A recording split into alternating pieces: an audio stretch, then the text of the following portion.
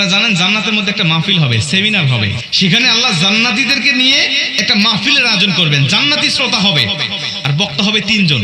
প্রথমে বিশেষ বক্তা হিসেবে থাকবেন হযরত দাউদ আলাইহিস সালাম।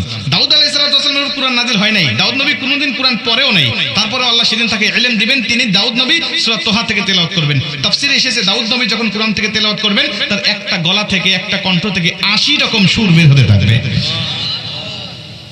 জান্নাতীরা দাউদ নবীর কণ্ঠে তেলাওয়াত শুনে তো পাগল, বলবে আল্লাহ কি তেলাওয়াত শুনতেছি, আমরা তেলাওয়াত শুনে শুনে জান্নাতে থাকতে চাই, আর কিচ্ছু চাই না। আল্লাহ বলবে এর থেকে বেশি সুমধুর তেলাওয়াত শুনতে চাও না? জান্নাতীরা বলবে আল্লাহ এর থেকে সুমধুর তেলাওয়াত হতে পারে, আমাদের আর বিশ্বাস হয় না। আল্লাহ বলবে কেন বিশ্বাস হয় না? দাউদ নবীর উপরে কোরআন নাজিল হয় নাই, দাউদ নবী কোরআনের জন্য মার খায় নাই। যে নবীর উপরে কোরআন নাজিল করেছি, যে নবী কোরআনের জন্য মার খেয়েছে, দাঁত শহীদ করেছে, মাথার হেলমেট ভেঙেছে, উহুদের প্রান্তরে রক্তক্ষরণ করেছে, ওই নবীর কণ্ঠ থেকে কোরআনের তেলাওয়াত শোনো কেমন সুমধুর শোনা যায়। আমার নবী যখন সূরা ইয়াসিন থেকে তেলাওয়াত করবেন জান্নাতীরা তো পাগল হয়ে যাবে, বলবে আল্লাহ কোনো হুর চাই না, কোনো গিলমান চাই না, কোনো নাজ নিয়ামত, কোনো শরাব, কোনো ঝর্ণা, কোনো কিচ্ছু চাই না। আল্লাহ শুধু নবীর কণ্ঠে তেলাওয়াত শুনে জান্নাতে হাজার হাজার বছর আমরা কাটিয়ে দিতে চাই। আল্লাহ বলবে জান্নাতি এর থেকেও কি সুমধুর তেলাওয়াত তোমরা শুনতে চাও না? জান্নাতীরা বলবে আল্লাহ এর থেকে সুমধুর তেলাওয়াত হতে পারে, এটা আমাদের আর বিশ্বাসই হয় না। জান্নাতীরা কেন বিশ্বাস হবে না বলো?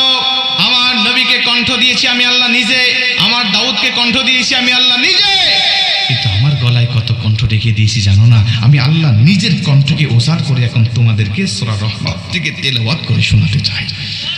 আমার আল্লাহ সেদিন টান দিবেন সূরা রহমান থেকে, আর রহমান বলবেন না, তিনি আনার রহমান বলে টান দিবেন। আমি রহমান, যে রহমানের কথা দুনিয়াতে তোমরা শুনেছো, যে রহমানের ভয়ে দুনিয়াতে পাপ থেকে বিরত ছিলে, যে রহমানের ভয়ে তাহাজ্জুদের ওয়াক্তে দাঁড়িয়ে চোখের পানি বিসর্জন দিয়ে নামাজ আদায় করেছো, যে রহমানের ভয়ে সারাটা দিন রোজা রেখেছো, যে রহমানের ভয়ে তোমরা সত্যের পক্ষে চলেছো, ওই রহমান আর কেউ নয়, আনার রহমান, আমি রহমান বলে আমার আল্লাহ সেদিন একটা টান দিবেন। আমার রবের টান শুনে জান্নাতীরা সেদিন হাজার হাজার বছর ধরে জান্নাতের মধ্যে বেহুশ অবস্থায় পড়ে থাকবে, আমার আল্লাহ তাদেরকে হুশ দিবেন না। জোরে কোন সুবহানাল্লাহ, আল্লাহু আকবার বলেন।